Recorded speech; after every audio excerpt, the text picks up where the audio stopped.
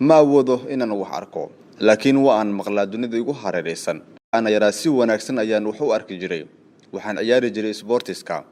waxaan lahaa hami nololeed inaan noqdo ciyaaryahan xirfadle ah si lama filaan ah ayuu aragiisa ku waayay markii uu 14 sanadood jiray muddo 3 bilood ah ayay wax walba isku bedeleen neerfihiisa araga ayaa fashilmay iyadoo sababta aan la garanayn waxa uu awoodo inuu arkaa waxa ay noqdeen mugdi oo qura waxa ku adkaatay inuu raaco baaskiiladii ama uu ka qayb galo sportiskii oo ku raaxaysan jiray naftiisuna ay ku xasilaysay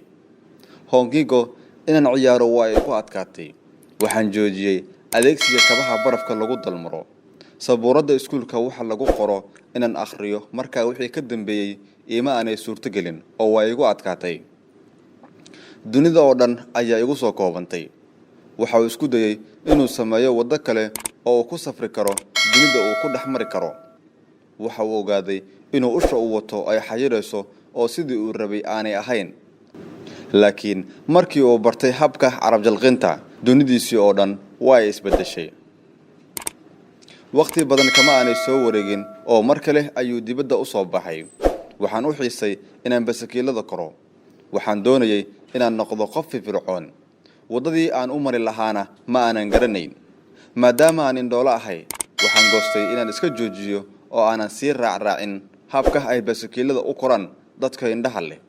waxaan go'aansaday inaan tijaabiyo habkayga gaarka ah oo basakiiladeeda khaaska ah aan tijaabiyo qofka indhaha leh waxa uu adeegsadaa istiraatiijiyad uu ku jiheeyo xagasha taayirka basakiilka laakiin taayirka basakiilkaygu waxa uu soo tuurayaa cod waxaana la soconayaa carabkayga markaan ka dhawaajiyo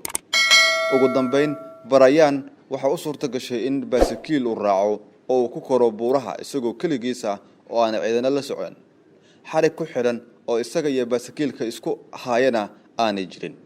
marka ay basakiiladu soo hoobanayso buurta waxaan adeegsadaa taktikada kibiliga ama feedmerta si aan u hubiyo wadada aan ku socdo mowjadaha alsonar ee gaarka ah ayaan samaysan karaa anigoo adeegsanaya jabaqda dhawaaqa carabkayga marka aan wadadeeda raacayo waxa iga fog ayaan isku dayaa inaan gaaro kadib ayaan waxa ii dhow tiigsadaa Brian waxa laga rabaa inuu si aad ah u feejignaado had iyo jeerna u baraarugsanaado wax walba oo aan samaynayo marka hore waa inuu aqligayga ka soo baxdaa codadka aan maqlayo sawir ayay maskaxdeeda ka samaynayaan dunidu waa meel nolosha ay ku jirto oo codka ayaa wax ii sawiraya laakiin huwaayadiisa iyo waxa uu jecel yahay naftiisa kuma aanu koobin ee kumanaan qof oo araga naafa ka ah ayuu ku garabsiiyay inay noloshooda hagaan oo ay maqlaan dunidooda si ka ballaaran sidii hore arintani waa shay aan dadka bari karno qof walbana wuu kari karaa waxaan awoodaa inaan wadada tuso